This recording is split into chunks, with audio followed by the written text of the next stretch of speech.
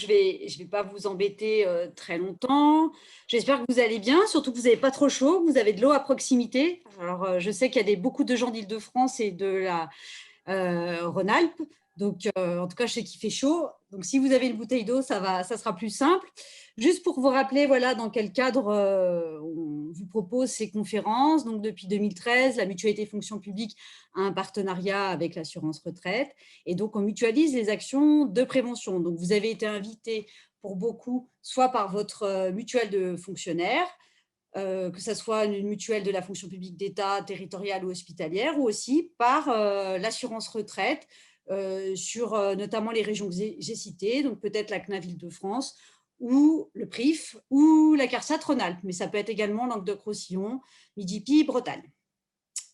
Donc, cette conférence, en fait, clôture le cycle qu'on avait pu vous proposer. Vous avez peut-être déjà assisté aux dernières conférences. Donc, le cycle, c'était sur préserver notre bien-être en dépit des aléas de la vie. Donc là, vous allez avoir la conférence sur les structures de répit notamment. On va vous présenter et préciser ce que c'est que la notion d'aidant.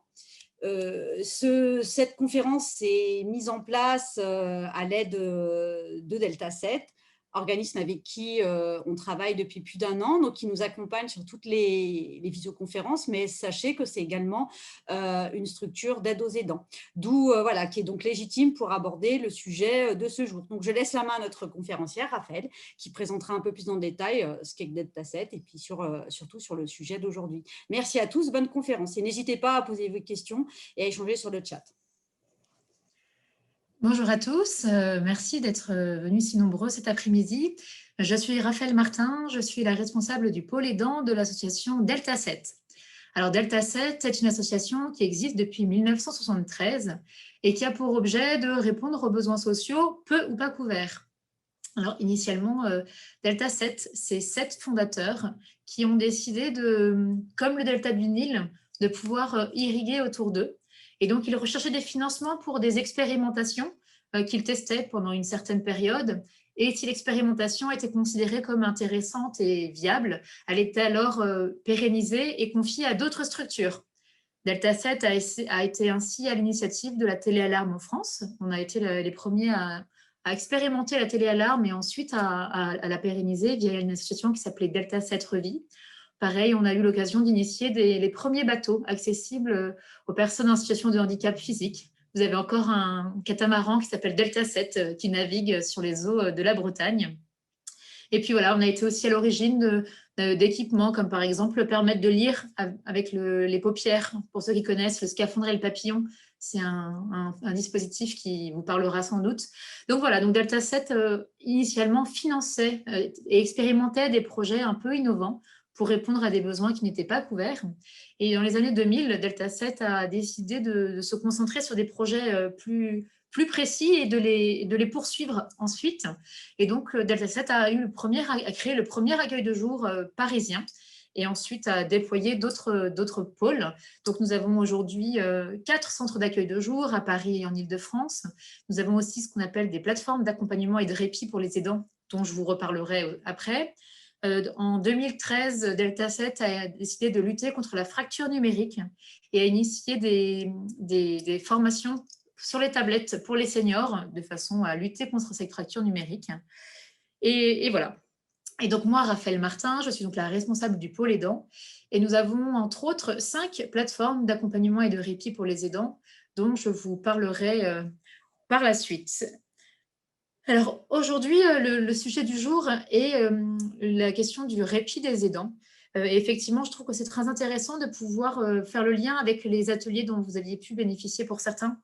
Les aléas de la vie, voilà, on devient aidant parfois sans le savoir, si son conjoint développe une maladie, si son enfant naît avec un handicap, etc. Voilà, ça fait partie des aléas de la vie et donc on devient aidant. Et voilà, la question du jour, c'est voilà, comment est-ce que malgré ces aléas de la vie, on peut, en tant qu'aidant, trouver du répit. Alors, pour entrer dans le vif du sujet, je vais d'abord vous présenter ce que c'est qu'un aidant, parce que c'est une notion que tout le monde ne connaît pas. Beaucoup pensent que qu'on fait appel, enfin, qu'on nomme ainsi les aidants professionnels. Or, un aidant n'est pas un professionnel. Voici la définition issue de la loi. Hein. Un aidant est une personne venant en aide de manière régulière et fréquente à titre non professionnel, d'où la différence avec un professionnel. Donc, une personne qui vient en aide pour accomplir tout ou partie des actes ou activités de la vie quotidienne d'une personne en perte d'autonomie, du fait de l'âge, de la maladie ou d'un handicap. En gros, voilà, une personne de votre entourage est en perte d'autonomie à cause de l'âge, à cause de la maladie d'Alzheimer, cancer ou autre, ou à cause d'un handicap. Vous avez un lien affectif ou familial avec cette personne. Et si vous l'aidez de façon régulière et à titre non professionnel, si l'aide que vous apportez concerne la vie quotidienne de cette personne, comme par exemple lui faire ses courses, l'aider pour le ménage, lui apporter un soutien administratif, l'accompagner pour des rendez-vous médicaux ou autres, alors vous êtes considéré comme un aidant. Voilà. Alors, pour moi, à titre personnel, je serais curieuse de savoir si vous êtes ou pas aidant. C'est pour ça qu'on va vous faire passer un rapide sondage pour voilà, qu'on puisse savoir est-ce que vous êtes concerné par ce que je viens de vous dire? Est-ce que vous avez dans votre entourage une personne en perte d'autonomie? Et si oui, voilà, quel est-il? Est-ce que c'est un enfant? Est-ce que c'est un conjoint? Est-ce que c'est l'un de vos parents? Ou est-ce que c'est aussi une autre personne de votre entourage? Une voisine, une amie très proche, etc. Donc, n'hésitez pas à remplir, voilà, à remplir ce questionnaire. Je vois que vous êtes plus de 60% à avoir répondu, donc merci. On va attendre que vous ayez tous la possibilité de le faire.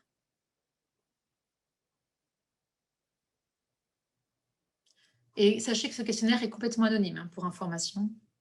Donc, pour la personne qui vient de nous rejoindre, je venais de définir ce que c'était qu'un aidant, à savoir une personne qui vient en aide à une autre personne dans son entourage à titre non professionnel pour l'aider dans les gestes de la vie quotidienne.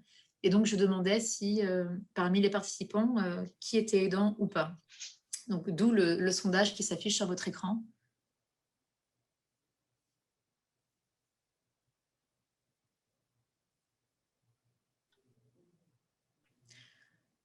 Alors, du coup, voilà, vous êtes 91% à être aidant. Et la majorité d'entre vous, 50%, enfin la moitié, pardon, d'entre vous accompagne un parent. Donc, j'imagine que c'est un parent âgé. Après, nous avons 29% d'entre vous qui accompagnent un conjoint, 6% qui accompagnent des enfants et 9% d'autres membres de votre entourage. Voilà. Donc là, l'objectif de cette intervention va être de vous présenter toutes les offres de répit, etc. C'est une conférence qui peut vous paraître très dense parce qu'il y a beaucoup de choses à dire. Alors, je vais essayer de le présenter de façon la plus ludique possible. Surtout, n'hésitez pas à poser vos questions dans le chat de façon à ce qu'on puisse y répondre. Et puis, si jamais vous voulez aussi témoigner ou apporter des précisions, vraiment, n'hésitez pas. Cet après-midi est vraiment pour vous. Alors, je vais commencer par vous faire un panorama des aidants aujourd'hui pour que vous ayez des chiffres, même si je ne suis pas branchée chiffres, je trouve qu'ils sont quand même assez intéressants. En France, actuellement, il y aurait entre 8,3 et 11 millions d'aidants en France. Les chiffres sont pas, à mon avis, sont sous-estimés parce que la fourchette de 11 millions est issue d'une statistique qui date d'il y a quelques années. On souhaiterait qu'il y ait des études plus poussées qui soient faites en ce sens, mais voilà, pour l'instant, ce n'est pas le cas. D'après les dernières statistiques, 80% des aidants ont moins de 65 ans et 49% moins de 50 ans. 58% des aidants sont des femmes, 42% des hommes donc. 90% aident un membre de leur famille, dont 52% de leurs parents. C'est assez révélateur avec ce que vous partagez aujourd'hui. Hein. Et 62% des aidants sont encore en activité professionnelle, ce qui représente 15% de la population active. 15% de la population active serait donc un aidant. Concernant le profil des aidants, 35% des aidants sont seuls à aider, c'est-à-dire qu'ils n'ont pas de frères ou de sœurs ou d'autres personnes avec qui porter la responsabilité d'aidant. Et 39% des aidants viennent en aide à plusieurs personnes. Voilà, ça peut être un enfant qui vient en aide à ses deux parents, ça peut être un enfant qui vient en aide à son père ou à sa mère, mais aussi à son enfant en situation de handicap. On a aussi des cas de figure où un aidant a un frère ou une sœur en situation de handicap et puis les parents ne sont plus en capacité de continuer à veiller sur cet enfant en situation de handicap. Et donc voilà, cet aidant vient en aide à plusieurs personnes. Donc comme je le disais, c'est le cas pour 39% des aidants. Et puis un chiffre, moi, qui m'a toujours scotché, c'est qu'un aidant sur 6 consacre 20 heures ou plus par semaine pour aider son ou ses proches. Donc, 16% de la population d'aidants vient en aide, consacre plus de 20 heures par semaine ou plus pour aider son ou ses proches. Ce qui est énorme quand on imagine le cumul avec la vie professionnelle, la vie personnelle, mais on va en parler par la suite. Alors, il faut savoir que la relation d'aide sur les dents n'est pas sans impact. Alors, beaucoup d'aidants font effectivement part de côté positif de la relation d'aide. Cela valorise une certaine complicité avec la personne aidée. Certains aidants enfants nous disent que ça nourrit les liens qu'ils peuvent avoir avec leurs parents. Pour l'aidant, il y a aussi une valorisation, sentiment de se sentir utile, sentiment d'avoir un lien privilégié avec son proche. Mais sachez aussi que pour beaucoup d'aidants, la relation d'aide peut être vécue comme une expérience moralement douloureuse.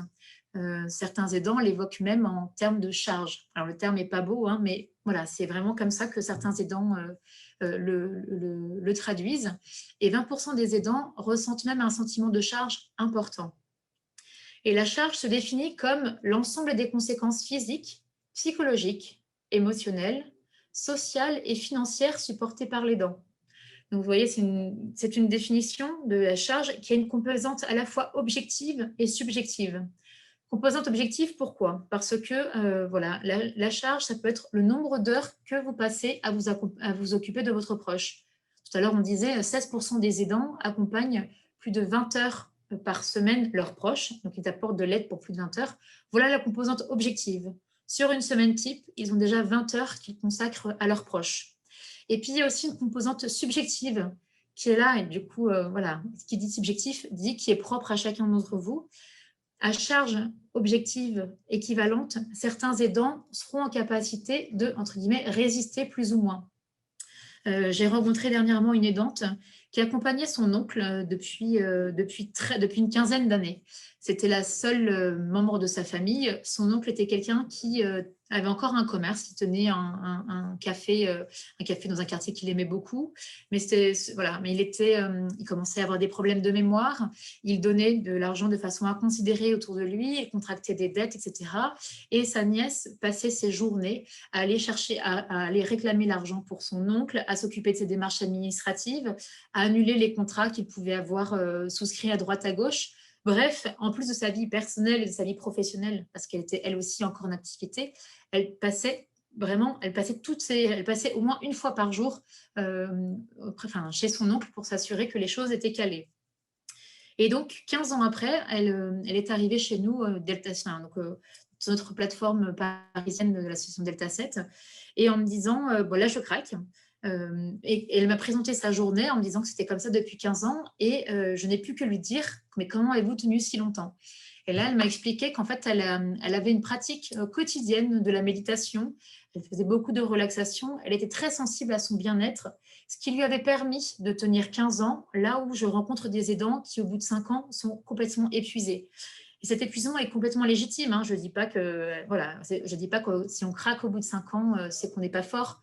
En tout cas, tout ça pour vous dire qu'à situation équivalente, elle avait réussi à trouver des ressources intérieures qu'elle alimentait par des pratiques qu'elle avait mises en place pour elle. Donc, ces ressources intérieures lui avaient permis de tenir plus longtemps. Donc, c'est vraiment important de savoir que pour une même situation, si par exemple vous êtes plusieurs à accompagner votre proche, si vous êtes plusieurs aidants, vous pouvez craquer à des moments qui ne sont pas forcément les mêmes. Il y a une composante subjective qui est importante à avoir en tête. Donc toujours toujours concernant la répercussion de la relation d'aide sur l'aidant, sachez que l'aide apportée par les aidants n'est pas sans impact sur leur propre santé. Et là encore, ce sont des études qui le disent, hein, que sur des populations d'aidants, on note que les aidants sont plus souvent soumis au stress, à l'anxiété. Que se passera-t-il si je décède avant mon proche? Que se passera-t-il si je ne suis plus en capacité d'aider mon proche? Quand il s'agit d'un enfant, que se passera-t-il quand je ne serai plus là? Qui pourra prendre le relais, etc. Beaucoup d'aidants aussi disent souffrir de troubles du sommeil. Beaucoup d'aidants aussi ont des douleurs physiques, comme le mal de dos. C'est pas pour rien, c'est souvent, on constate, hein, c'est souvent aussi le corps qui exprime des choses qu'on n'arrive pas forcément à prendre, dont on n'arrive pas forcément à prendre conscience. Alors, le mal de dos peut être lié au fait qu'on n'est pas forcément formé pour les bons gestes et postures quand on a à mobiliser son proche. Mais c'est aussi, ça peut être aussi, il y a une expression qui dit « j'en ai plein le dos ». Voilà, c'est aussi une expression qui témoigne de la charge que l'aide peut représenter sur les aidants. Beaucoup d'aidants aussi souffrent de dépression liée à l'aide qu'ils approchent. Et il est arrivé aussi que des aidants décèdent avant leurs proches. 31% des aidants reconnaissent avoir tendance à délaisser leur santé. Et 25% des aidants déclarent avoir dû reporter des soins les concernant par manque de temps. C'est-à-dire que 25% des aidants ont renoncé à se faire soigner ou à se faire hospitaliser parce qu'ils manquaient de temps ou alors parce qu'ils ne savaient pas à qui confier leurs proches. Donc, vous voyez, il y a un vrai impact sur les aidants au niveau de leur santé, mais pas que. Et du coup, parmi les besoins des aidants, il y a un besoin de temps pour soi. C'est ce qu'on appelle le répit. Temps pour soi, pour prendre soin de sa santé et puis aussi pour pouvoir souffler. Alors, le répit a une définition. Je vous la lis. C'est la prise en charge temporaire, physique, émotionnelle et sociale d'une personne dépendante dans le but de permettre un soulagement de son aidant principal et ainsi d'éviter un épuisement qui compromettrait aussi bien sa santé que le maintien à domicile de la personne malade.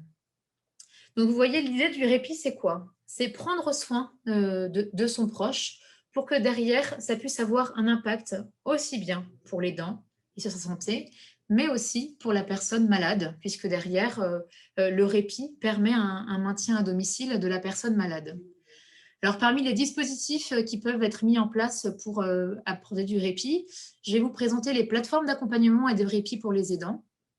Je vais vous parler du droit au répit. Et enfin, je vais vous parler de la stratégie nationale Agir pour les aidants. Alors, tout à l'heure, je vous disais en introduction que Delta 7 avait notamment 5 plateformes d'accompagnement et de répit pour les aidants en Île-de-France.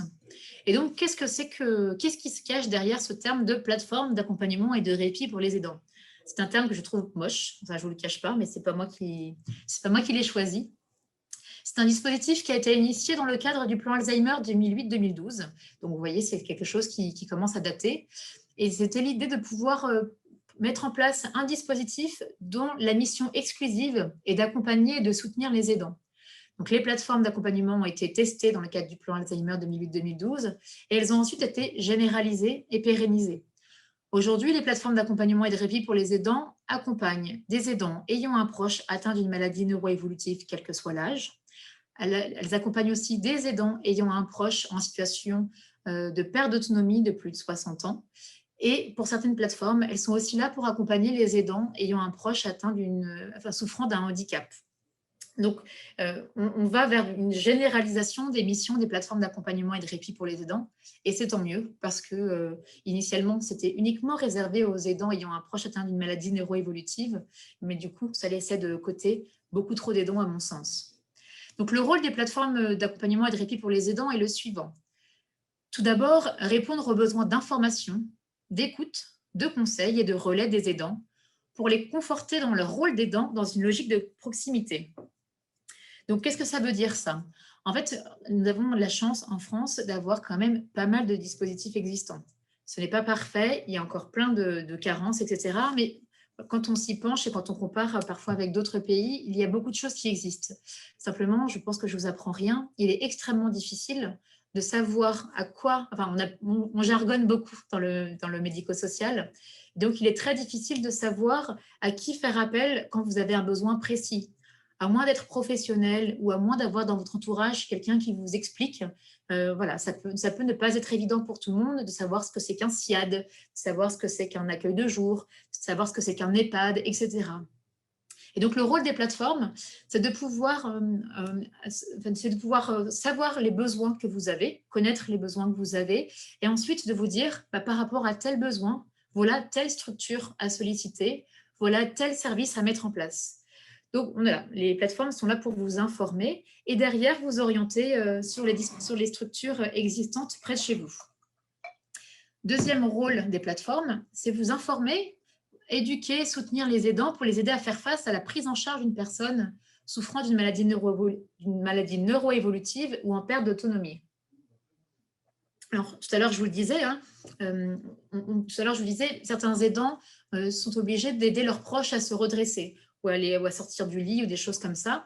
Le rôle des plateformes, ça peut être justement de former sur les bons gestes et postures. Donc ça, c'est pour un besoin voilà, quand la personne est en perte d'autonomie physique. Mais le rôle des plateformes, ça peut aussi être de comprendre ce que c'est que la maladie d'Alzheimer, par exemple. De comprendre que quand une personne a la maladie d'Alzheimer, si elle pose 50 fois la même question dans les 5 minutes qui suivent, ce n'est pas pour casser les pieds des aidants, mais c'est vraiment parce que c'est une répercussion de la maladie. Et beaucoup d'aidants nous disent que comprendre cela, arriver à distinguer la répercussion de la maladie et puis éventuellement le mauvais caractère de leurs proches, voilà, pouvoir avoir cette distance-là et mettre sur le fait que son proche est malade des choses qui sont douloureuses, ça aide beaucoup les aidants. D'où l'importance, et moi je ne peux que vous encourager à le faire, hein. Formez-vous, informez-vous, essayez de comprendre quelles sont les difficultés que rencontre votre proche, et ça pourra aussi vous aider au quotidien.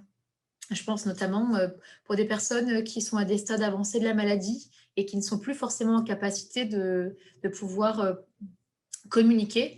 Voilà, les rôles des plateformes, c'est aussi de vous apprendre qu'il peut y avoir d'autres modes de communication, pas uniquement verbal. Alors, une autre mission des plateformes d'accompagnement et de répit, c'est favoriser le maintien de la vie sociale et relationnelle de la personne malade et de son aidant, et de lutter contre le repli et la dépression. Désolée, je bois beaucoup parce que j'ai un chat dans la gorge et donc je voudrais éviter de devoir m'interrompre avec une quinte de tout. Là aussi, pour vous qui êtes aidant, je ne vous apprendrai rien. Le risque quand on est aidant, c'est qu'on s'isole. Et beaucoup d'aidants nous le disent. Pour information, Delta 7 fait partie du collectif Je t'aide, qui est un collectif de 26 associations regroupées pour porter la voix des aidants. Et nous publions tous les ans un plaidoyer sur des thématiques qui concernent les aidants. Et cette année, le thème que nous avons retenu est celui de l'isolement social des aidants. Alors, si ça vous intéresse, vous pouvez tout à fait aller retrouver ce plaidoyer sur Internet. Vous tapez « Collectif Je t'aide » et vous verrez. L'isolement social des aidants est une réalité. L'isolement social, il peut être lié à la société ou il peut être lié à l'isolement social familial, dans le sens où l'isolement social, donc je vous disais, beaucoup d'aidants nous disent que la société ne comprend pas forcément la maladie et même leur entourage, que des amis se sont éloignés, que des amis ont coupé court en disant qu'ils ne comprenaient pas, le proche avait l'air d'aller très bien, ou alors parfois on se rend compte que la maladie fait peur, l'annonce de la maladie fait peur et que beaucoup de personnes s'éloignent en pensant que ça peut être contagieux ou quoi que ce soit.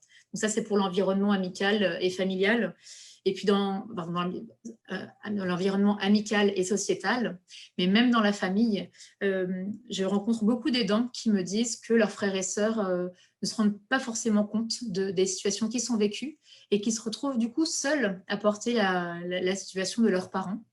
Voilà, ils se retrouvent seuls avec cette responsabilité et cette charge, entre guillemets, mentale, de savoir qu'en réalité, leur proche est en vraie perte d'autonomie.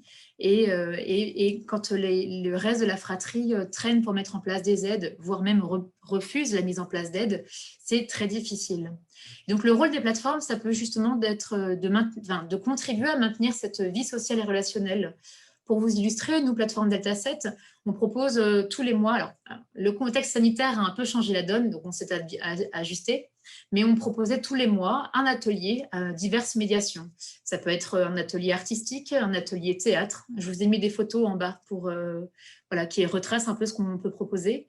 L'idée, c'est de pouvoir permettre d'avoir des moments à deux qui sortent de la maladie, de pouvoir sortir aussi de ce rôle et de ce rôle d'aidant et d'aidé pour pouvoir partager des activités avec le lien qui nous unissait antérieurement.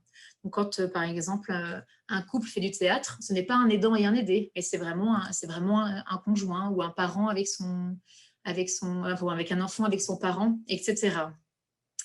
Autre activité qui pour nous sont intéressantes, ce sont les sorties culturelles. Vous voyez sur la photo de gauche, on organisait tous les mois une sortie culturelle dans un musée, avec évidemment un conférencier adapté, mais c'est tout à fait possible. Et je me souviens d'une aidante qui m'avait dit un jour, Madame Martin, c'est extraordinaire ce que mon mari a dit sur ce tableau, parce que je ne le voyais pas du tout comme ça, mais il a tellement raison. Et cette aidante était émerveillée des capacités de son conjoint. Et voilà, donc ce type d'activité peut permettre aussi de se rendre compte qu'il y a des choses encore à vivre et à partager avec son proche. Et enfin, le rôle des plateformes est de proposer diverses prestations de répit ou de soutien à la personne malade, à son aidant ou au couple.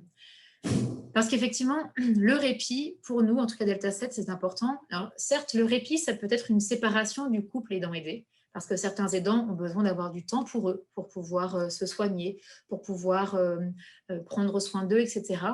Mais le répit, ça peut aussi être proposer une coupure par rapport à la maladie.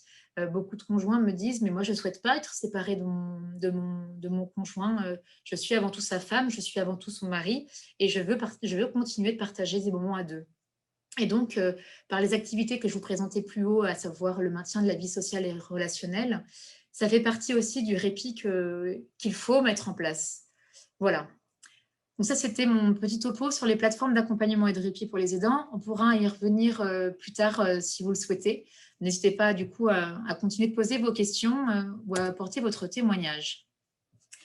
Alors, autre chose assez récente, il s'agit de ce qu'on appelait le droit au répit. Alors peut-être en avez-vous entendu parler, il y a une loi votée en décembre 2015 qui s'appelle la loi d'adaptation de la société au vieillissement, qui a initié pour la première fois un droit au répit.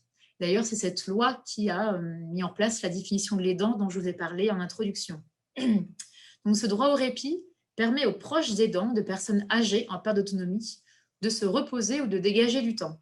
Alors, cette loi est intéressante parce que c'est un premier bon début. Enfin, on envisage un droit au répit pour les aidants. Après, le seul bémol, c'est que pour l'instant, ce droit au répit n'est réservé qu'aux aidants de personnes âgées en perte d'autonomie et que ce n'est pas encore étendu aux aidants ayant un proche en situation de handicap. Donc, nous, collectif Je t'aide, enfin, nous, Delta 7 et nous, collectif Je t'aide, du coup, dont je vous parlais tout à l'heure, on intervient régulièrement dans les groupes de travail du gouvernement sur ces questions-là et on essaye de le dire que les aidants d'enfants ou de personnes en situation de handicap ont aussi besoin de répit. Donc, ce que je voulais vous présenter là, pour l'instant, ne concerne que les aidants de personnes âgées en perte d'autonomie. Alors, pourquoi Donc, ce droit au répit ne concerne que les aidants ayant un proche bénéficiaire de l'APA. L'APA, c'est l'allocation personnalisée d'autonomie, qui est une aide financière versée par le département pour compenser la perte d'autonomie. Et puis, voilà, et donc dans les conditions, il faut que l'aidant assure une présence ou une aide indispensable à la vie à domicile de leurs proches et qui ne peuvent être remplacés pour assurer cette aide par une personne de l'entourage. Là, dans les conditions, vous voyez, on retrouve un petit peu la définition de l'aidant dont je vous parlais. Voilà. Et enfin, dernière information importante que je souhaitais vous donner concernant le contexte de la société aujourd'hui. Il y a eu une annonce du gouvernement en octobre 2019 d'une stratégie nationale pour les aidants et un plan Agir pour les aidants a été initié.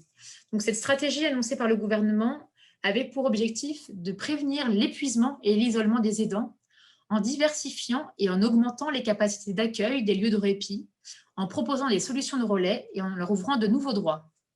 Donc, je vous ai indiqué les différentes priorités mises en lumière par le gouvernement. Donc, il s'agissait de rompre l'isolement des proches aidants et de les soutenir au quotidien dans leur rôle.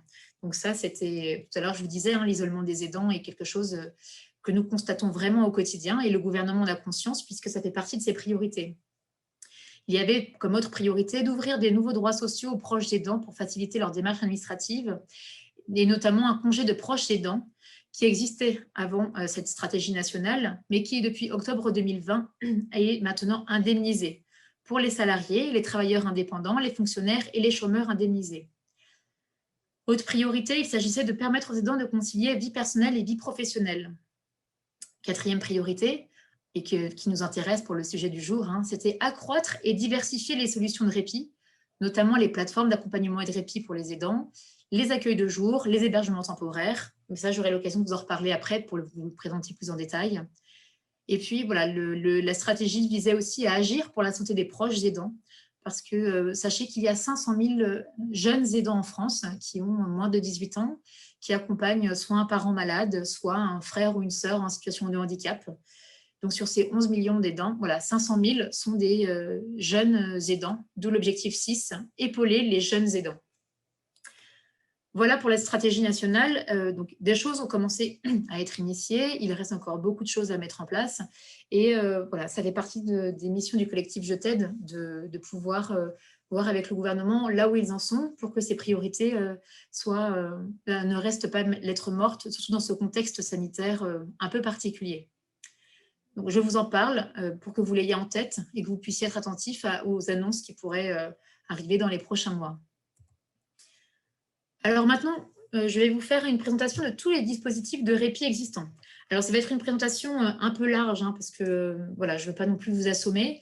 L'idée, c'est là encore, si vous avez des questions ou si vous souhaitez que j'entre plus en détail, n'hésitez pas à commenter ou à poser vos questions sur le chat de façon à ce que je puisse y répondre par la suite. Donc, parmi les dispositifs de répit existants, je vais vous présenter ceux qui concernent le domicile, ceux qui sont possibles hors domicile. Et puis, comme je vous le disais, pour nous, Delta7, c'est important de pouvoir avoir du répit à deux. Et donc, je vous présenterai aussi les dispositifs de répit pour la diade aidant-aidé. Juste avant de rentrer dans le vif du sujet et sur la présentation des dispositifs de répit existants, sachez que je vais vous donner une image que m'avait indiquée une aidante. C'était une aidante qui accompagnait son parent âgé. Et donc, elle me disait, elle avait d'elle-même donné l'image suivante. En avion, dans les consignes de sécurité, on annonce que si jamais le masque à oxygène tombe, avant de mettre le masque à oxygène de son enfant ou d'une personne qui est en difficulté, il faut d'abord mettre le masque pour soi, pour ensuite être en capacité de pouvoir aider son proche. Et ça, moi, c'est une image qui m'a vraiment parlé, que je vous partage, parce que beaucoup d'aidants que je rencontre culpabilisent à l'idée de mettre en place des dispositifs d'aide. Je pense notamment à certains conjoints qui me disent Madame Martin, on est mariés pour le meilleur et pour le pire. La maladie fait partie des choses et je ne peux pas passer le relais. Et donc, ça fait partie...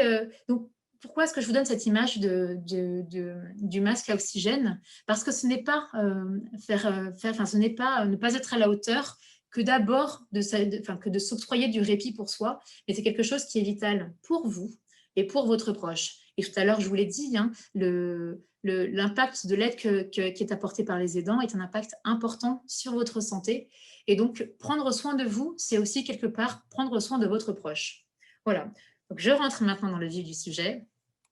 Concernant les dispositifs de répit à domicile, alors je pense qu'il y en a certains que vous connaissez déjà pas mal. Vous avez tous les dispositifs d'aide et de soins à domicile.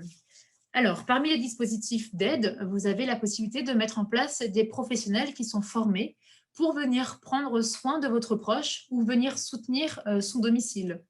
Ça peut être introduire une simple aide ménagère ou alors ça peut être introduire une aide à la personne, une personne qui viendra, un professionnel qui viendra aider votre proche à s'habiller, à préparer son repas, à prendre son repas, pour la toilette aussi, etc. Donc voilà, ce sont des professionnels qui sont formés et qui sont là pour faciliter la vie quotidienne et permettre aussi aux aidants de se dégager du temps. Quand il y a besoin d'un étayage un peu plus important, à ce moment-là, on peut mettre en place du soin à domicile, soit par des infirmières libérales qui viennent s'assurer de la bonne santé, du bon état général de la personne, ou alors un dispositif plus étayant, comme les services de soins infirmiers à domicile. Tout à l'heure, je vous parlais des SIAD, c'est ça, ce sont les services de soins infirmiers à domicile qui sont là pour soulager les aidants quand il y a besoin d'une surveillance du traitement, mais aussi de pansements, quand il y a besoin de faire d'échanges, quand il y a besoin d'une toilette, notamment une toilette au lit, etc. À côté de ces aides humaines, ces aides d'aide et de soins à domicile, il peut aussi y avoir des aides techniques qui sont introduites au domicile pour soulager. Il peut par exemple y avoir des barres d'appui pour aider à sortir de la douche. Il peut y avoir des rehausseurs de WC. Il peut y avoir des bancs qu'on pose sur la baignoire de façon à ce que derrière, la personne puisse continuer de se laver, mais sans être en difficulté pour ressortir de la baignoire. Et puis, il y a aussi des services qui sont là, comme le port de repas à domicile, c'est-à-dire la possibilité de faire livrer chez votre proche des repas qui tiendraient compte de ces régimes, un régime sans sel ou un régime particulier, etc. De plus en plus de professionnels peuvent aussi se déplacer au domicile. Je pense à la coiffure à domicile, à la pédicure à domicile. Certains dentistes aussi, certains radiologues ont aussi des dispositifs, ont aussi la possibilité de venir au domicile pour pouvoir accomplir les soins qui seraient nécessaires pour votre proche. Parmi les dispositifs classiques, je vous le dis parce que je trouve que ça peut être assez intéressant et beaucoup d'aidants m'en parlent. Les nouvelles technologies sont des dispositifs qui peuvent être utiles pour des aidants, notamment quand ils vivent loin. Je pense notamment à un dispositif qui prévient en cas de sortie intempestive la nuit. Donc, c'est un dispositif qui, avec une petite alarme qui sonne si la porte d'entrée s'ouvre ou se ferme, par exemple la nuit, ce qui permet derrière d'alerter et de pouvoir faire face. Je connais des aidants aussi qui ont mis en place un système de géolocalisation, donc voilà, leur proche a une carte SIM sur lui, et derrière, le proche, enfin, l'aidant peut sur son smartphone ou autre retrouver la personne si elle s'est égarée ou si elle ne retrouve plus son chemin. Et j'ai un aidant qui m'a témoigné que ça lui avait permis de retrouver son épouse qui avait pris le tramway dans le mauvais sens et qui était complètement perdue. Il avait réussi à la retrouver grâce à ça. Voilà, donc c'est toujours intéressant à avoir en tête. Les nouvelles technologies peuvent être des dispositifs de répit, puisque quelque part, ça vous soulage aussi. Voilà, vous êtes moins inquiet. Si jamais il arrive quelque chose à votre proche, s'il sort ou s'il se perd, vous pouvez plus facilement le retrouver. Alors, il y a aussi des dispositifs innovants qui se mettent en place. Je voulais vous parler de la garde itinérante de nuit. Alors, souvent, on sait qu'il y a des gardes de nuit possibles, mais alors c'est souvent à des tarifs assez conséquents et ça peut être difficilement accessible. Et donc, se développe de plus en plus ce qu'on appelle la garde itinérante de nuit, c'est-à-dire un passage la nuit d'un soignant ou autre. C'est un professionnel qui passe une à plusieurs fois dans la nuit pour des très courts moments. 15 minutes en général. Ça peut être pour s'assurer que la personne dort bien. Ça peut être pour rassurer la personne si elle a une insomnie et qu'elle est un petit peu agitée. Ça peut être pour un change ou pour des choses comme ça. Un autre dispositif innovant qui est actuellement en cours d'expérimentation et que je vous invite éventuellement à avoir en tête, c'est ce qu'on appelle le baluchonnage. Alors, le baluchonnage, c'est une solution qui a été testée et approuvée au Québec et qui consiste à mettre en place un accompagnateur qui vient au domicile sur une longue période, donc 24 heures sur 24, pendant plusieurs jours consécutifs. Et donc, cet accompagnateur, qu'on appelle les baluchonneurs, vient à domicile pour prendre le relais de l'aidant. Donc là, je vous disais que c'était en cours d'expérimentation parce que jusqu'à il y a quelques mois, ce n'était pas possible d'avoir un professionnel qui reste plus de 24 heures, puisque c'était contraire au droit du travail. Là, l'expérimentation permet du coup d'avoir une personne qui reste pendant plusieurs jours, et ce qui permet à la personne aidée de rester dans son cadre habituel, de ne rien modifier de ses habitudes de vie. Et puis en plus, petite chose que je trouve intéressante, c'est que le baluchonneur, à son retour, peut partager ce qu'il a constaté à l'aidant et il peut lui donner des conseils pour la suite. Tiens, par exemple, j'ai repéré qu'à tel moment, la personne était un peu agitée et que la musique douce l'avait pas mal apaisée. Donc, ça peut être l'occasion pour l'aidant, déjà lui, de s'échapper et de pouvoir faire ce qu'il a à faire de son côté, mais à son retour, d'avoir un œil de professionnel qui pourra l'aider à mettre en place des choses par la suite. Donc, voilà pour les dispositifs de répit à domicile. Là aussi, je le rappelle, vous avez des questions, le chat est là, donc n'hésitez pas. Alors, je passe maintenant à la question des dispositifs de répit hors domicile.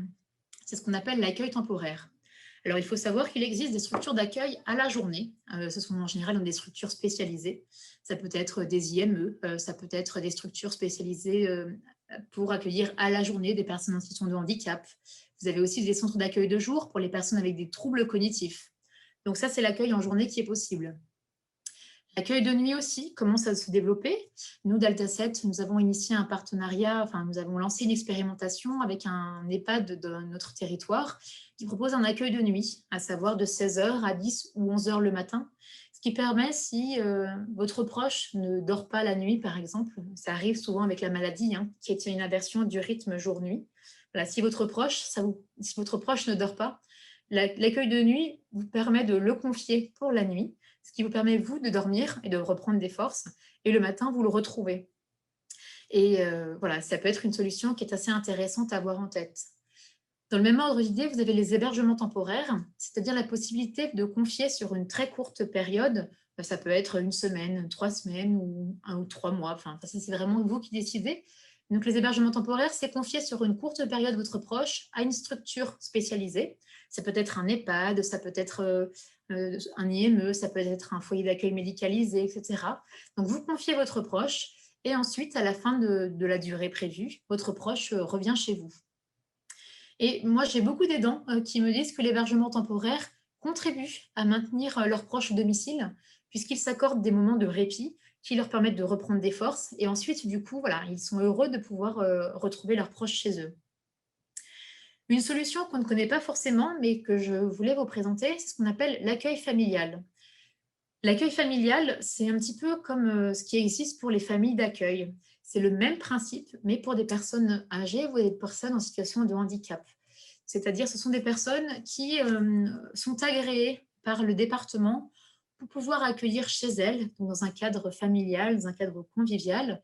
Donc, elles peuvent accueillir chez elles des personnes en situation de handicap ou des personnes âgées, soit pour un court séjour, soit même à titre permanent. Ça, c'est une information que je vous donne.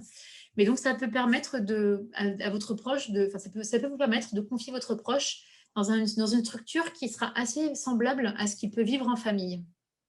Donc ça, c'est intéressant de l'avoir en tête.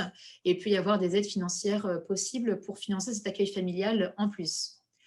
Et enfin, dernier dispositif de répit dont je voulais parler, qui s'exerce hors domicile, c'est ce qu'on appelle les séjours vacances pour la personne aidée, puisque de plus en plus de séjours vacances sont lancés pour permettre d'accueillir des personnes en situation de handicap ou en situation de dépendance physique ou cognitive. Et voilà, donc la personne part en vacances dans un cadre bien évidemment adapté et sécurisé. Et donc, pour elle, c'est quelque chose qui est un vrai bienfait, puisqu'elle repart en vacances. Et puis pour vous, ça vous permet aussi de souffler tout en étant rassuré de savoir que votre proche passe un bon moment dans un cadre sécurisé et adapté. Et enfin, dernier dispositif de répit dont je souhaitais vous parler, et cette fois-ci, c'est pour la DIAD, aidant aidé. Voilà. Sachez qu'il existe de plus en plus de possibilités d'activités adaptées. Tout à l'heure, je vous le disais, nous, en tant que plateforme, on propose des sorties culturelles, des activités adaptées pour la DIAD aidant aidé. Ce sont des choses dont vous pouvez essayer de bénéficier aussi par vous-même. Les musées se sont vraiment ouverts pour vous illustrer ça. Hein. Les musées sont vraiment attentifs à pouvoir accueillir des publics qui ne viennent plus ou qui ne venaient plus au musée. Et l'accueil de personnes en situation de handicap, que ce soit un handicap physique, handicap visuel ou handicap auditif, etc. Mais aussi des personnes avec des troubles cognitifs. Voilà, des parcours sont mis en place pour ce type de public-là. Donc, n'hésitez pas à vous renseigner pour savoir ce qui peut être fait. Et puis, tout à l'heure, je vous parlais des séjours vacances pour les personnes en perte d'autonomie ou en situation de handicap. Sachez qu'il est aussi possible pour vous de partir en vacances avec votre proche, ce qui vous permet, là encore, de renouer de cette relation qui vous unissait avant. Hein. Donc, vous repartez en vacances en famille ou entre conjoints, dans des structures qui sont spécialement prévues pour ça, qui sont à la fois... qui proposent à la fois des séjours hôteliers, donc à la fois hôtel avec tout le confort, la restauration, les activités, etc., mais aussi un environnement médico-social qui vous permet sur place de ne pas être seul et de pouvoir bénéficier de services comme par exemple une aide à la toilette ou des activités spécialement pour votre proche, etc. Donc voilà pour les dispositifs de répit pour la DIAD aidant aidé. Alors, avant de pouvoir répondre à vos questions, je voulais vous donner 2 informations que je trouvais assez intéressantes, 2 liens. Vous avez le premier site qui s'appelle pourlespersonnesâgées.gouv.fr qui vous permettra de retrouver les coordonnées de différentes structures dont je vous ai parlé. Tout à l'heure, je vous parlais des plateformes d'accompagnement et de répit pour les aidants. Sur le site pourlespersonnesâgées.gouv.fr, vous retrouverez un annuaire avec ces structures-là. Pareil, le site a vocation aussi à pouvoir vous orienter vers les structures d'aide et de soins à proximité de chez vous. Sur le site servicepublic.fr, vous aurez aussi pas mal d'informations, notamment sur les aides financières dont je vous ai parlé, le droit au répit, etc. Voilà, c'est la fin de mon topo. J'espère que je ne vous ai pas endormi avec cette chaleur. Comme je vous disais, je suis volontairement restée assez en surface pour ne pas vous assommer. Mais du coup, si jamais vous avez des questions, eh ben, c'est le moment de pouvoir voir vos questions et de pouvoir y répondre. Alors, merci Raphaël pour ta présentation. Je vois qu'on a plusieurs questions là qui arrivent. Alors, déjà, je vais peut-être commencer par une personne qui nous a fait un témoignage tout au début. Donc, je pense que... Alors, attends, je vais juste... Voilà. Le retrouver. Alors, on a une personne qui nous explique, qui nous dit « Je ne suis plus aidant, mais je l'ai été auprès de mon épouse qui était atteinte de la maladie d'Alzheimer. Je voulais surtout témoigner de mon expérience. Sur le conseil de l'assistante sociale qui suivait notre couple, j'ai pu faire admettre mon épouse en séjour provisoire de 3 semaines dans un EHPAD voisin, ce qui m'a apporté un véritable soulagement. » Donc, je pense que ça peut effectivement peut-être imager ce que tu as pu décrire. Oui, exactement. Je n'avais pas vu votre témoignage, mais c'est exactement ça. Beaucoup d'aidants conjoints. Moi, j'avais en tête une conjointe qui, tous les mois, confiait son mari un week-end par mois, et ce qui lui a permis comme ça de pouvoir l'accompagner jusqu'au bout. Et donc, c'est exactement ça. Ça vous a apporté un soulagement. Et puis, j'imagine que ça vous a permis de vous reposer et de reprendre des forces pour la suite. Alors, je sais que la question de l'hébergement temporaire, la question de l'EHPAD, ce sont des vraies questions qui sont très douloureuses pour les familles, qui peuvent être aussi difficiles sur le plan financier, hein. D'où mon conseil de ne pas rester seul et de vraiment vous faire accompagner dans cette démarche et dans ce cheminement. C'est un vrai cheminement d'acceptation, de façon à pouvoir être prêt, le moment venu, à confier votre proche, même pour du temporaire. Alors, Merci Raphaël. Oui, tu as accès au regarde chat. en même temps, oui, du coup, voilà. Tout à l'heure, j'avais la projection, je ne pouvais pas voir, mais je découvre en même temps vos commentaires. Donc, plateforme en Auvergne-Rhône-Alpes, comme je vous disais, vous pouvez regarder pour les personnes âgées.gouv.fr. Vous avez la possibilité de retrouver les structures à proximité de chez vous. Donc, je vous ai parlé des plateformes d'accompagnement et de répit pour les aidants.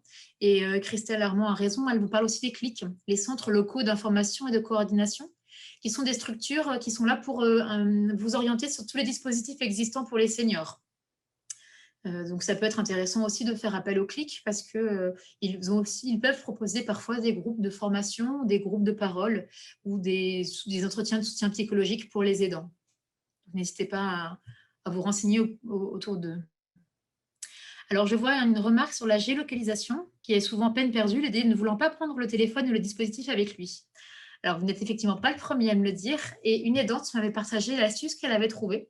En fait, son mari sortait toujours avec le même manteau, avec le même imperméable. Qu'il pleuve, qu'il vente, que ce soit la canicule comme aujourd'hui ou quoi, son mari avait vraiment le réflexe de ne porter que ça. Et donc, elle avait trouvé le truc de coudre la carte SIM dans l'ourlet du manteau, de façon à ce que derrière, elle sache toujours où il était. Donc ça, c'est pour le manteau, mais ça peut être aussi, si votre proche a l'habitude de sortir avec quelque chose qui est toujours la même chose, n'hésitez pas dans ces cas-là à mettre en place la carte SIM à ce niveau-là. Le baluchonnage est-il en place partout en France ? Alors ça, c'est une excellente question. Comme je vous le disais, c'est un dispositif qui est actuellement en cours d'expérimentation. Et donc, il y a eu un appel à candidature pour savoir quels étaient les services d'aide à domicile ou quelles étaient les structures qui étaient prêtes à expérimenter le baluchonnage. Donc, je sais que... Et puis après, il y a eu un affichage de toutes ces structures-là qui ont été officiellement agréées pour lancer l'expérimentation. Sur Internet, vous pourrez retrouver. Ça s'appelle soit baluchonnage, soit relayage, en fonction. Mais c'est tout à fait possible. Donc, l'expérimentation, elle était ouverte sur le plan national. Après, je ne sais pas si des structures se sont positionnées partout en France. C'est une bonne question. Et je pense qu'en cherchant sur Internet, vous pourrez retrouver des contacts près de chez vous.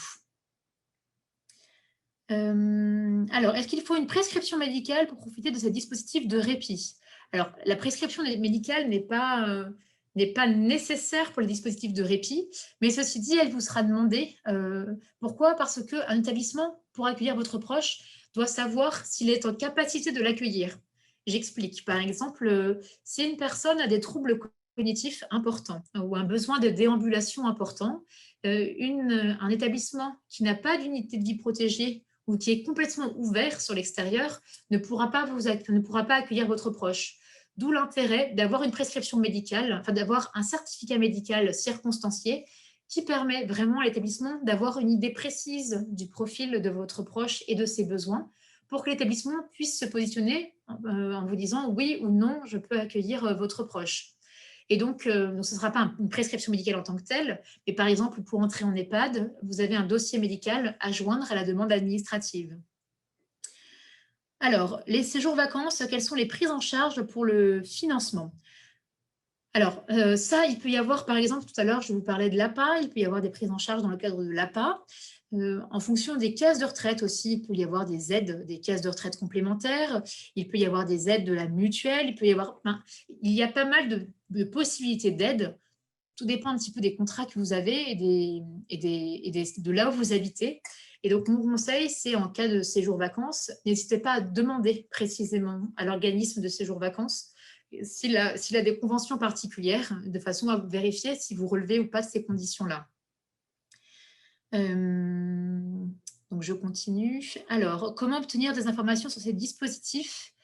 Je vais essayer de reprendre pour les dispositifs à domicile. Si votre proche est âgé, je vous conseille de vous adresser au CLIC, dont je vous ai parlé, Centre local d'information et de coordination, dont vous retrouverez les coordonnées sur le site pour les personnes âgées.gouv.fr. Et si votre proche est en situation de handicap, je vous conseille de vous orienter auprès de la MDPH, Maison départementale des personnes handicapées. Pour les dispositifs hors domicile, finalement, c'est la même chose. Je suis en train de réfléchir en même temps que je vous parle. En fait, pour tous les dispositifs que je vous indiquais, la MDPH est l'interlocuteur privilégié pour les personnes en situation de handicap. Et le CLIC, alors qui s'appelle maintenant Espace Senior ou dispositif d'appui à la coordination, etc. Enfin, on est en train de changer de nom, ce qui est un peu galère et ce qui n'est pas très facile pour vous pour arriver à vous suivre. Mais en tout cas, sur le site pour les personnes âgées.gouv.fr, vous verrez l'annuaire des CLIC. Et donc, par ces dispositifs-là, peu importe comment ils s'appellent aujourd'hui, mais par ces dispositifs-là, vous pourrez avoir des informations sur les aides existantes pour les personnes âgées. Voilà. Et puis, pour information, oui, ben non, c'était ça. Donc, et puis, sur Internet, il y a aussi de plus en plus de sites Internet qui se mettent en place pour vous aider à répondre à ces besoins. Alors, je continue de regarder vos questions. Alors, juste, oui, voilà. Donc, Christelle Armand disait qu'elle allait mettre en place une plaquette qui reprend les informations essentielles comme les sites. Alors, il faut recharger le téléphone tous les jours. Alors, je pense que c'était par rapport à ce que je vous disais tout à l'heure sur la carte SIM, etc. Alors, moi, comme je vous dis, certains avaient utilisé qu'une carte SIM et ça suffisait. Après, je ne me suis pas penchée plus en détail sur les dispositifs, mais a priori, il y a des dispositifs de géolocalisation qui ne nécessitent pas de recharger un téléphone, puisque ça passe uniquement par une carte SIM. Donc ça, vous pouvez vous adresser. Il y a ce qu'on appelle des CICAT, des centres d'information et de conseils sur les aides techniques qui existent un petit peu partout en région et qui pourront sans doute vous répondre. Alors, un autre témoignage. Actuellement aidante de ma maman âgée, j'ai été co-aidante de mon père et j'ai eu beaucoup de mal à trouver des aides. Nous avons dû le mettre en EHPAD. Comment trouver ces aides? Je cherche une dame de compagnie. J'ai demandé à des professionnels qui eux-mêmes n'en savaient pas. Alors voilà, c'est ce que je vous disais tout à l'heure, beaucoup d'aidants accompagnent deux personnes. Et donc, j'imagine, pour vous qui avez écrit ce témoignage, vous avez été une double aidante quelque part de votre père et de votre mère, puisque même si votre père allait physiquement bien, quelque part, il y avait aussi, il avait peut-être ses difficultés à lui aussi, vous avez peut-être ses difficultés à lui aussi à accompagner. Alors, comment trouver ces aides? Alors, c'est vrai que c'est pas... Donc, soit il y a des professionnels des services d'aide et de soins à domicile qui sont près de chez vous. Sinon, moi, je vous conseille de faire appel au bouche à oreille aussi. Nous, on a beaucoup d'aidants qui nous disent, tiens, alors beaucoup, non. De temps en temps, on a des aidants qui n'ont plus besoin de leur dame de compagnie parce que leur proche est décédé et qui, du coup, nous disent, pour information, je peux vous recommander telle ou telle personne. Donc, n'hésitez pas à vous adresser autour de vous, à demander conseil à la pharmacie, à votre médecin, etc. Parce que souvent, ils peuvent entendre parler de personnes qui ne sont plus dames de compagnie et qui, derrière, seraient intéressées de pouvoir trouver un nouveau travail. Donc, le baluchonnage met du temps à se développer en France à cause du contrat de travail et du droit français 24 heures sur 24. Donc, effectivement, c'est ce que je vous disais, il y a une expérimentation en cours, mais qui a été lancée en avril, peut-être c'est en avril 2010, en août 2019. Mais malheureusement, le confinement est arrivé derrière, ce qui a mis un coup de frein au déploiement de cette expérimentation-là. Mais jusqu'à la fin de l'année, de tête, l'expérimentation est encore en cours. Donc, l'idée, c'est de pouvoir utiliser cette solution pour montrer qu'elle est pertinente et qu'elle vous est utile à vous aidants, pour que derrière, elle puisse être pérennisée. Pourrons-nous partager l'enregistrement de cette conférence à d'autres aidants? Alors ça, je laisse peut-être Laura ou Christelle répondre à la question. Oui, tout à fait. Effectivement, suite à la conférence, là, il y aura un montage de la vidéo qui sera diffusé, qui sera communiqué déjà. Le lien sera communiqué à Christelle et bien sûr, vous pourrez la diffuser sans restriction. Bien au contraire, le plus de personnes ça pourra aider, le mieux ce sera pour nous. Il n'y a pas de souci. Alors, je suis aidante de mes 2 parents. J'ai refusé la solution d'EHPAD au profit de la location d'un appartement à proximité de mon domicile. J'ai mis en place une hospitalisation à domicile avec le SIAD, donc tout à l'heure je vous disais le service de soins infirmiers à domicile, des infirmières et des aides de vie, mais ça reste lourd. Alors ça, c'est évident. Nous, en tant que plateforme Delta 7, on propose régulièrement des groupes de parole. Et l'un des sujets qui revient régulièrement, c'est mon domicile est devenu un hall de gare, parce que c'est un vrai sujet et c'est une vraie souffrance d'aidants aussi, de voir certains aidants se sentent un peu dépossédés de leur domicile, rythmés par un passage et par un balai incessant d'aide et de soignants au domicile, sachant que par exemple pour les soignants à domicile, en général, ils placent sur des tranches, ils arrivent sur des tranches horaires, par exemple 8h, 10h ou alors 10h midi, ce qui fait que certains aidants ont le sentiment d'être un peu bloqués chez eux. C'est une vraie difficulté, c'est vrai que ça reste lourd, et ça, je ne peux pas le nier. D'où l'importance pour vous de pouvoir vous octroyer du répit, de vous accorder de sortir, de pouvoir partir en vacances pour couper un peu et pour alléger un petit peu ce poids-là, mais qui reste effectivement conséquent. Et ça, nous en avons bien conscience en tant que professionnels. Alors, Christelle Armand me demande d'évoquer pour l'Île-de-France les séjours collectifs aidants-aidés et le coût afin de donner une idée du prix aux personnes présentes. Donc, effectivement, nous, plateforme Delta 7, nous organisons en juillet et en août 2 séjours vacances au sein d'une structure qui s'appelle VRF, Village Répit Famille, qui se trouve. Donc, nous, on accompagne beaucoup d'aidants avec des troubles cognitifs. Et donc, la structure que nous avons. La structure que nous avons choisie, c'est une structure qui est spécialisée dans l'accueil de troubles cognitifs, qui se situe à côté de Tours, donc assez facile d'accès pour la région Île-de-France. Et nous avons pour ça le soutien de caisses de retraite complémentaires à Carco, ce qui nous permet de proposer un séjour pour 2 personnes, restauration et activités inclus, pour 302 €, quelque chose comme ça, hors frais de transport. Et donc, c'est une semaine pour 2 à 302 €, ce qui est quand même assez intéressant niveau prix. Sachant que ça représente 80% une prise en charge à hauteur de 80% par les caisses de retraite à Carco. Donc ça, c'est pour VRF Touraine, mais il y a d'autres structures d'accueil de type VRF qui sont présentes un peu partout en France et avec des profils de personnes accueillies différentes. Ça peut être des personnes avec un polyhandicap, ça peut être des structures accueillant la famille avec un enfant en situation de handicap, etc., etc. Donc, VRF peut être une piste de séjour vacances et n'hésitez pas à regarder.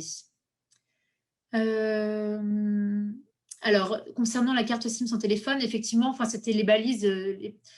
Alors, je ne connais pas votre nom, donc je ne peux pas trop le dire, mais il y a effectivement des dispositifs comme des balises GPS pour les enfants. Moi, l'aidante que j'avais l'aidant qui m'avait parlé de sa carte SIM, c'était un aidant qui avait trouvé ça pour les animaux de compagnie. Vous voyez, certains, voilà, il se développe des dispositifs de suivi, entre guillemets, des animaux de compagnie, notamment s'ils se perdent ou autre, système de puces. Et donc, l'aidant avait utilisé ça et ça fonctionne, je pense, comme un système de balise GPS. Mais j'en sais pas forcément beaucoup plus. Demander au CCAS en mairie, oui, effectivement, vous avez raison, merci de me le rappeler. Donc, tout à l'heure, je vous parlais des clics Centre local d'information et de coordination, ou les MDPH, comme structure d'information à proximité. Mais effectivement, la mairie ou les centres communaux d'action sociaux, quand vous en avez sur votre commune, peuvent être des bons relais d'information. Alors, aidante de ma maman en grosse perte d'autonomie, GIR 1, je ne parviens pas à trouver du personnel soignant disponible tant la demande est importante. Son état nécessite un passage 3 fois par jour car il faut être 2 pour l'échange et la toilette. Alors oui, ça c'est une vraie question. Alors pour information, alors je ne sais pas trop où vous habitez, donc je ne pourrais pas répondre de façon très très précise, mais je vous ai tout à l'heure parlé des SIAD, les services de soins infirmiers à domicile, qui sont là pour faire un passage par jour quand la personne a besoin d'une toilette ou d'un change. Si le besoin est plus conséquent, à ce moment-là, il existe ce qu'on appelle des SIAD dits renforcés, et donc avec la possibilité de passer quand les besoins sont plus importants. Typiquement, là, quand ils ont besoin d'être 2 pour l'échange et la toilette, le SIAD renforcé peut potentiellement prendre le relais. Donc, renseignez-vous auprès des intervenants qui sont déjà en place pour savoir si à proximité, il y aurait des services de soins infirmiers à domicile renforcés pour prendre le relais. Sinon, j'ai une autre aidante, moi, qui m'a dit que le SIAD lui avait demandé de pouvoir mettre en place une auxiliaire de vie sur les temps de passage du SIAD pour qu'effectivement, il soit 2 pour l'échange et la toilette. Alors, existe-t-il des forums d'aidants? Oui, il existe des forums d'aidants. Beaucoup de caisses de retraite complémentaires ont lancé des sites de forums, des sites d'information dédiés aux aidants. Et il y a aussi des forums qui sont mis en place. Donc, voilà, il en existe pas mal. Et je vous laisserai regarder un petit peu sur Internet pour voir ce qu'il existe. Alors, CCAS, service social d'une grande collectivité, le département peuvent vous renseigner aussi. Bon, là, c'était la question pour savoir si la vidéo pouvait être diffusée, j'imagine, puisque du coup, je lis, pas de souci, le lien est gratuit et la vidéo sera mise sur le site de Delta 7 quand elle sera montée. Voilà, alors j'ai résolu le problème avec le coffre à clé. Alors, pardon, j'ai dû rater le début du message. Ah oui, ça reste lourd, très bien. Effectivement, si vous ne pouvez pas être présent pour ouvrir la porte aux professionnels, ça c'est une astuce qui est bonne à avoir en tête. Il existe des boîtiers qui se mettent près de la porte d'entrée et qu'on ne peut ouvrir qu'avec un code. Et donc, voilà, vous pouvez à l'intérieur de ce boîtier déposer la clé du domicile, ce qui vous permet à vous de ne pas être obligé d'être présent quand les soignants viennent. Et donc, ils ouvrent la clé, enfin, ils ouvrent la porte, enfin, ils récupèrent la clé, ils font leurs interventions et ensuite, ils les remettent la clé une fois que l'intervention est terminée. Donc, merci de ce partage de trucs et astuces. Alors, est-ce raisonnable d'être aidant à 81 ans? Je ne prends pas trop de risques. Puis-je exiger l'aide de mon enfant unique de 52 ans? Où s'adresser? Alors, c'est une question qui est difficile. Effectivement, je ne peux pas vous dire ce qui est raisonnable ou ce qui ne l'est pas. La question, c'est qu'est-ce que vous souhaitez faire, vous ou pas, et qu'est-ce que vous vous sentez en capacité de faire ou pas. Moi, je considère j'espère qu'un jour, on ne sera pas obligé d'être aidant, dans le sens où j'espère qu'un jour, un aidant pourra... j'espère qu'un jour, un aidant pourra dire qu'il ne souhaite pas être aidant et qu'il pourra alors déléguer l'aide qu'il apporte à son proche s'il le souhaite. Là encore, c'est vraiment une question très personnelle, parce que voilà, on peut avoir envie d'être aidant, mais on peut aussi ne pas avoir envie d'être aidant. Votre question me fait penser à quelque chose aussi. J'ai du coup vous partager un autre truc et astuce. J'ai beaucoup d'aidants conjoints qui s'inquiètent de ce qui pourrait leur arriver si, par exemple, ils faisaient un malaise dans la rue ou s'ils étaient renversés ou que sais-je. Et à ce moment-là, moi, mon conseil, c'est d'avoir toujours sur vous une carte, une petite carte que vous mettez ou un petit mot que vous mettez avec votre carte vitale et sur laquelle vous écrivez « Attention, je suis aidant. S'il m'arrive quelque chose, sachez qu'au domicile, j'ai une personne en perte d'autonomie qui a absolument besoin d'être prise en charge. » Et du coup, quand les secours viendront s'occuper de vous et qu'ils trouveront ce mot-là, à ce moment-là, il y aura quelque chose qui sera mis en place pour votre proche en perte d'autonomie ou en situation de handicap. Donc ça, c'est vraiment un truc et astuce pas compliqué à mettre en place. Je sais que beaucoup d'aidants se sentent tranquillisés à l'idée de pouvoir le faire. Ensuite, puis-je exiger l'aide de mon enfant unique de 52 ans? Alors, on peut pas. Il y a ce qu'on appelle l'obligation alimentaire qui oblige l'enfant à financer un EHPAD quand son proche n'est pas en capacité, quand son parent n'est pas en capacité d'assurer financièrement les aides, enfin d'assurer financièrement le prix de la maison de retraite. Après, c'est difficile d'exiger l'aide de son enfant. où s'adresser. Alors, sachez qu'il existe des services de médiation qui permettent aussi de pouvoir, d'être accompagné par un professionnel pour essayer de sensibiliser les autres membres de la famille sur ce que c'est qu'être un aidant et sur les besoins de partage des rôles qu'il pourrait y avoir.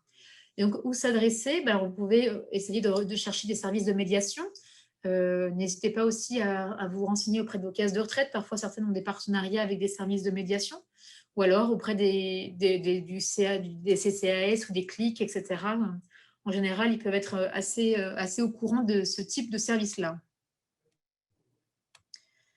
Donc, je continue.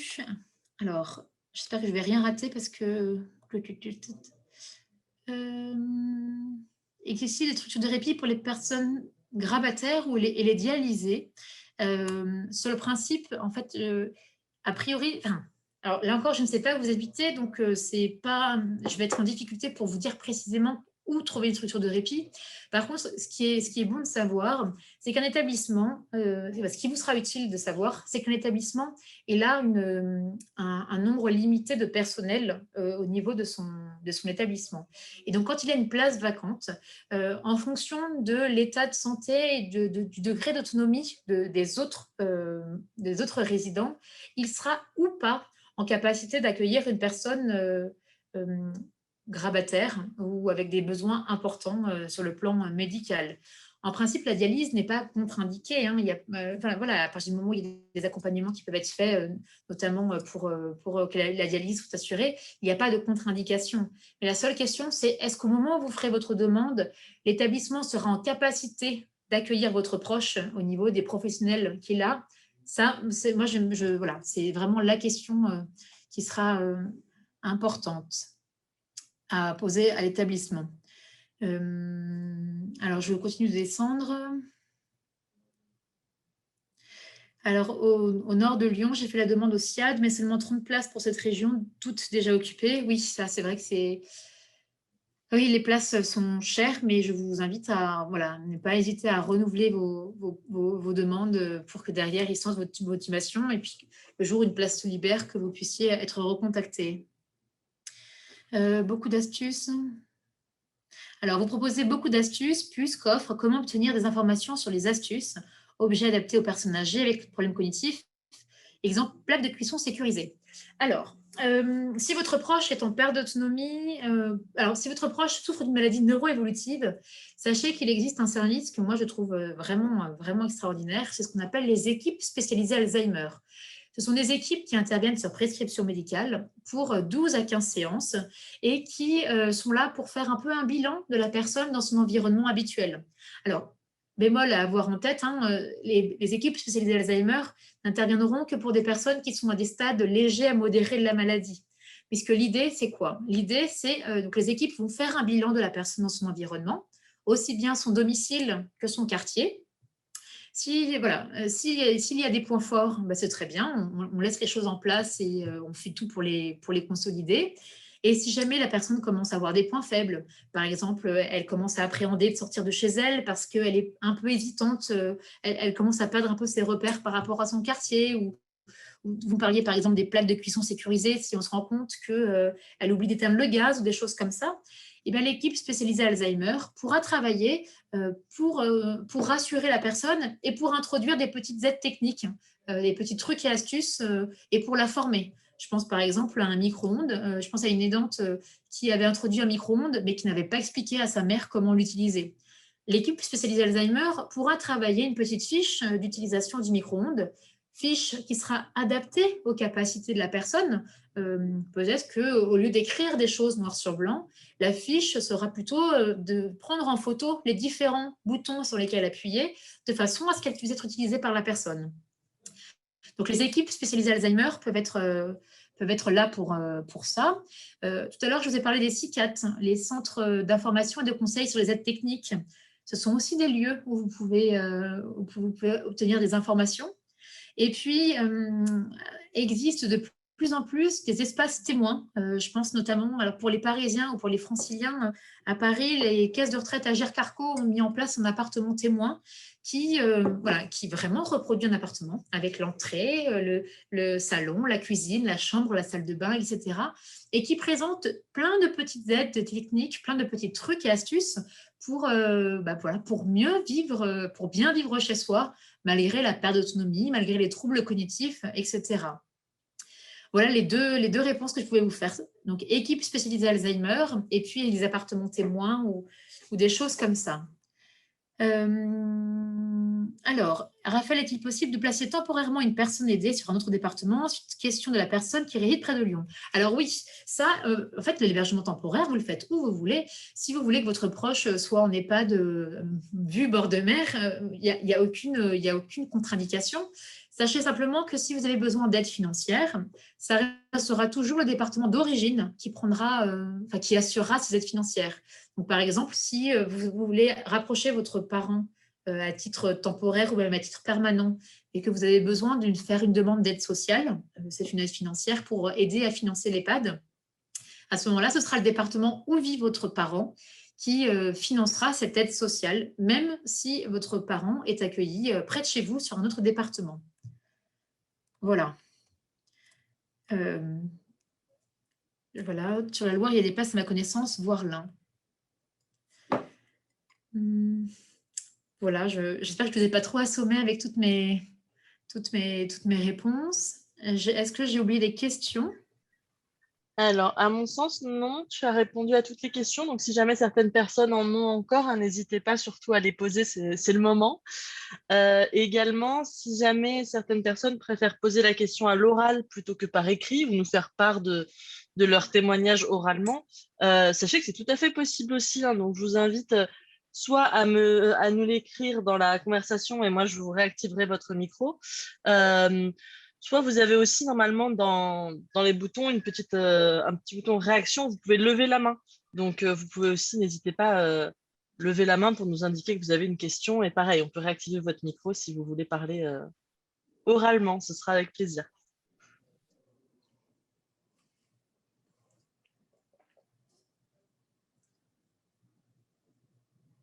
On a plusieurs personnes en tout cas qui semblent avoir apprécié et qui te remercient en tout cas, Raphaël. Donc, ce que je vous propose, c'est que pour laisser un petit peu le temps aux personnes, si jamais d'autres personnes ont des questions, comme je vous disais, c'est le moment, n'hésitez pas. Je vous propose, si vous voulez, en parallèle, peut-être de lancer l'enquête de satisfaction. Comme ça laisse le temps aux personnes qui souhaitent poser des questions de l'écrire tranquillement ou de se manifester s'ils veulent les poser oralement. Et voilà, comme ça, pas de pression.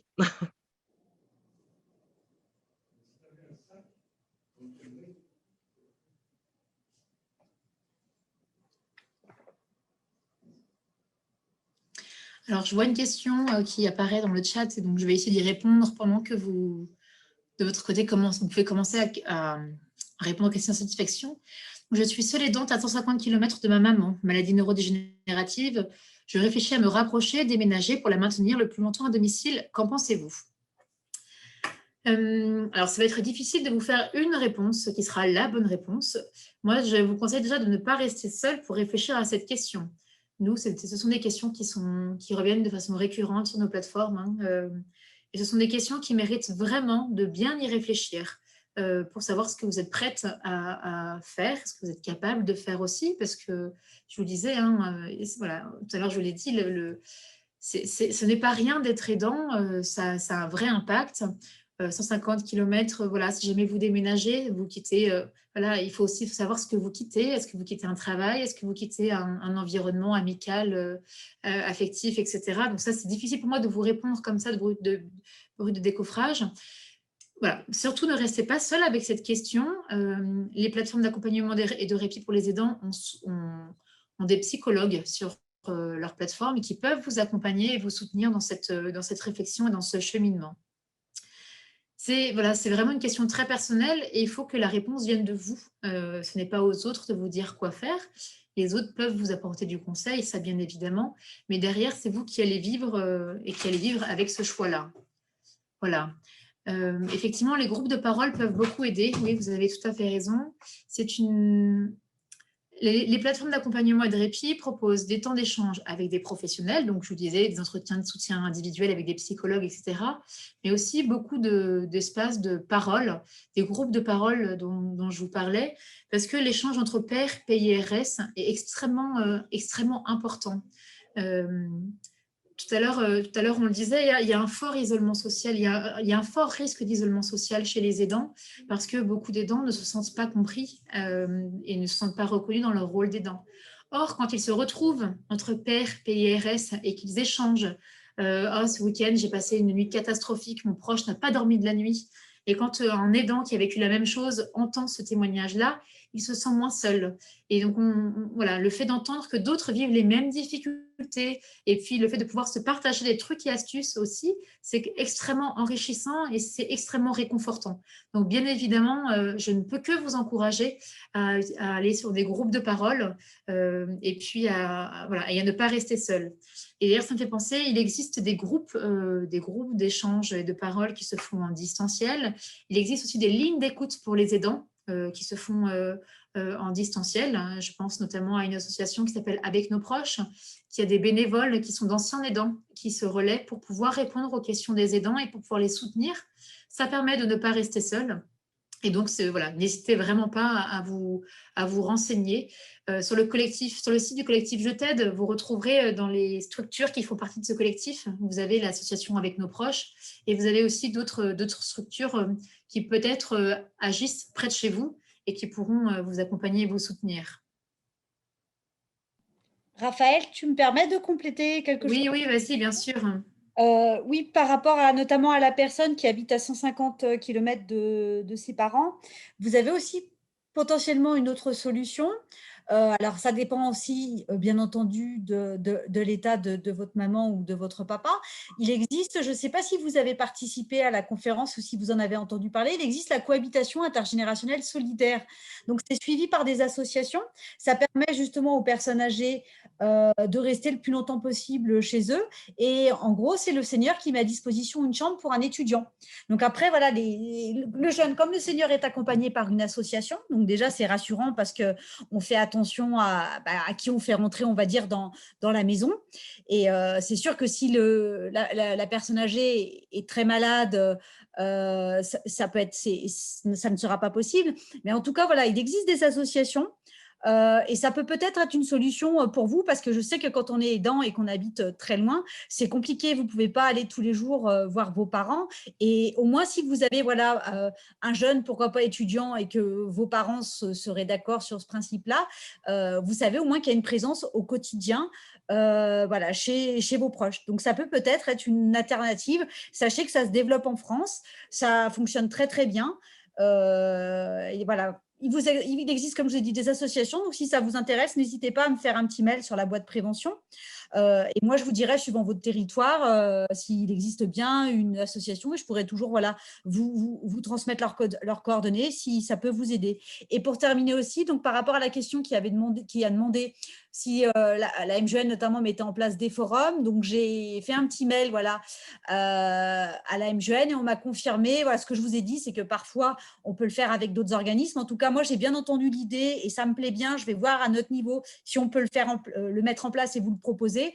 En tout cas, voilà, pour la MGN directement, vous pouvez aussi vous rapprocher de votre section, suivant votre département, et ils vous confirmeront s'il existe des choses ou pas sur votre territoire. Voilà.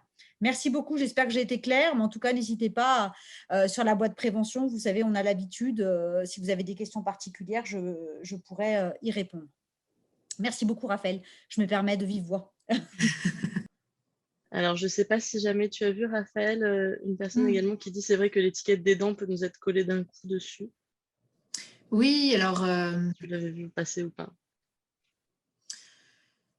Alors, c'est sûr, enfin, on n'est jamais préparé à être aidant. Hein. C'est quelque chose qui fait partie des aléas de la vie, pour en venir sur les conférences qui avaient été proposées initialement. Voilà, c'est partie des aléas de la vie. On n'est jamais prêt à être aidant. Mais après, une fois qu'on est aidant, enfin, moi, je trouve important de savoir qu'il y a un cheminement de l'aidant. Et c'est normal qu'on mette du temps à accepter l'idée, parce que c'est c'est aussi faire le deuil de beaucoup de choses, c'est faire le deuil d'une relation et d'une forme de relation, c'est faire le deuil de son proche tel qu'on le connaissait avant. Voilà, d'où l'importance de vraiment ne pas être seul, ne pas rester seul avec ça. Et effectivement, je vous rejoins complètement. On parle beaucoup de l'aidant parce que c'est le sujet de l'après-midi aujourd'hui. Mais pour l'aider aussi, c'est difficile. Et effectivement, c'est un autre rythme à trouver. C'est une autre relation à construire à deux. Et voilà. Et sachez que c'est possible. Hein. Ce sera différent, forcément, puisque la perte d'autonomie ou le handicap change la donne, mais qu'il est tout à fait possible de construire autre chose à deux, aussi bien pour l'aider que pour l'aidant, que pour le couple aidant-aidé. Je viens de voir aussi une autre question. Je m'occupe seule de mon épouse handicapée. À qui s'adresser pour obtenir un remplacement d'une journée ou d'une demi-journée? Désolée si la question a déjà été évoquée. Aucun souci. Alors, je ne sais pas si quel âge a votre épouse? Si elle est âgée de moins de 60 ans, vous pouvez demander de l'aide auprès de la MDPH. Si votre proche a moins de 60 ans, vous pouvez demander de l'aide auprès de la MDPH et savoir, donc, que ce soit de l'aide financière, mais aussi des services relais pour savoir quels sont les services d'aide à domicile à proximité de chez vous. Sur le site pour les personnes âgées.gouv.fr, vous pouvez aussi retrouver un annuaire avec les services d'aide à domicile.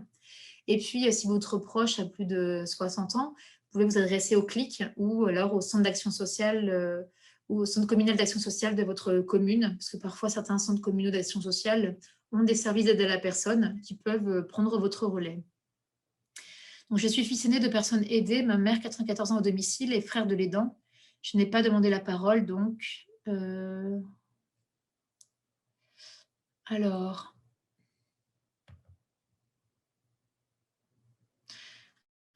du coup, je suis désolée, je n'ai pas forcément bien compris ce commentaire-là. En tout cas, ça rejoint ce que je disais tout à l'heure, hein, que parfois on est double aidant de son parent et aussi d'un frère ou d'une sœur.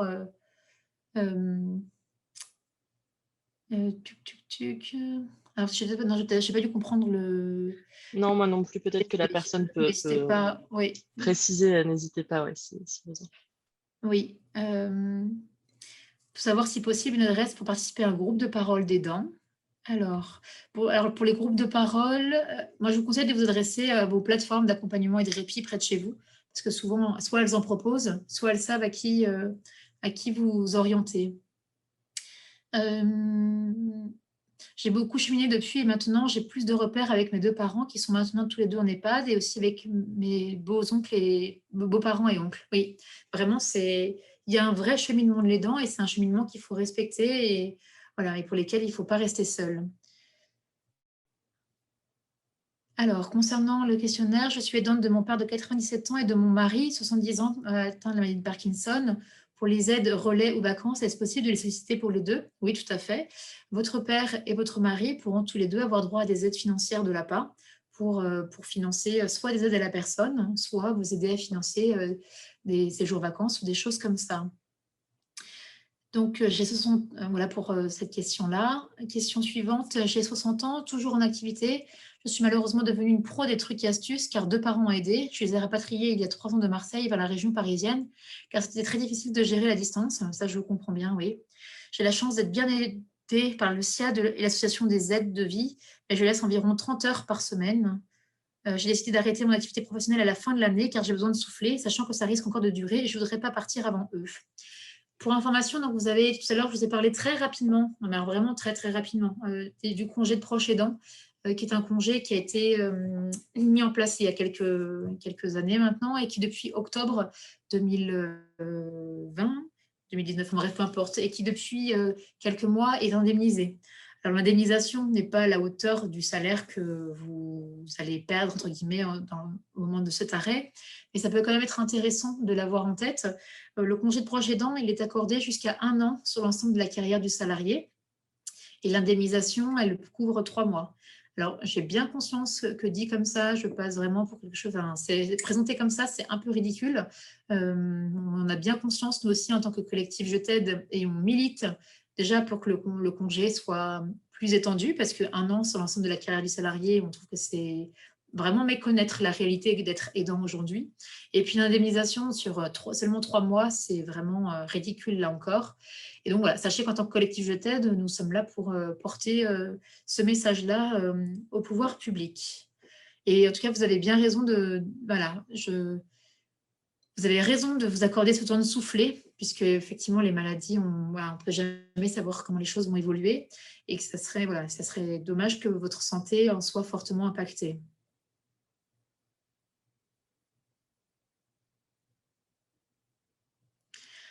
Alors, je ne suis pas spécialement aidant, mais j'interviens parfois, de même que mon autre frère ou ma sœur distant, pour relayer les frères aidants qui habitent sur place. C'était surtout pour améliorer les questions pour une autre fois. Ok.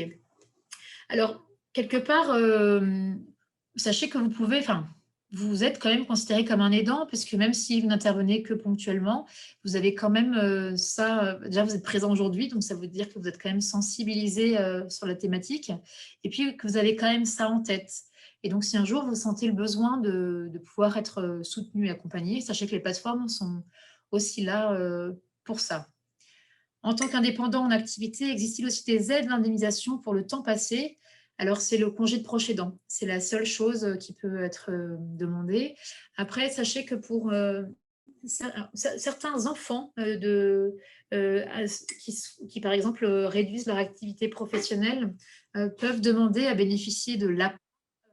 Donc, l'APA, comme je vous le disais, c'est une aide financière accordée pour pallier la perte d'autonomie de la personne.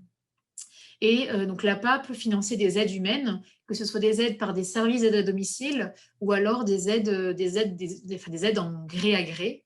Et donc, certains aidants enfants réduisent leur activité professionnelle et se font rémunérer par l'APA pour venir en aide à leurs proches. Il faut savoir que l'aide financière dans ces cas-là, qui est utilisée par les enfants, ne sera pas utilisée pour mettre en place des professionnels. Donc, réfléchissez-y bien avant de vous orienter éventuellement vers cette possibilité-là, parce que du coup, ça peut réduire vos possibilités de répit. Mais voilà, sachez que ça existe tout de même. Merci à toi en tout cas, Raphaël, hein, pour toutes ces informations. Je pense que au vu des retours, ça a été très utile pour tout le monde. Donc, tant mieux, hein, c'est l'objectif.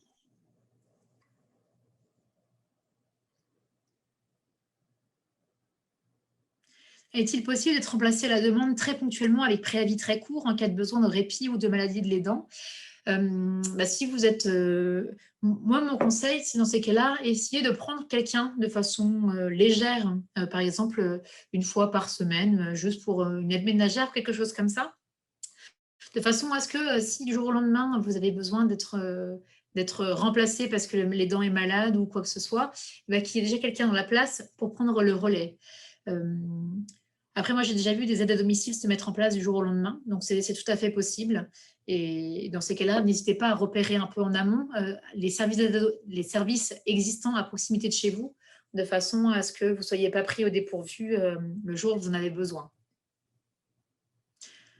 En tout cas, merci pour vos remerciements et puis merci pour votre attention aussi, parce que je sais que c'est un sujet dense. Et alors moi, je suis dans ma grotte au fond d'un bureau, je n'ai pas trop chaud, mais si jamais vous avez chaud, vraiment merci d'être resté jusqu'au bout avec nous. Mais écoutez, s'il n'y a plus de questions, il me reste à vous souhaiter une très belle journée à tous et encore merci pour votre participation. Merci à toi aussi, Raphaël, pour ton intervention. Voilà, et puis très belle journée à tous. Prenez soin de vous. Exactement, on ne peut pas mieux conclure. Vraiment, prenez soin de vous.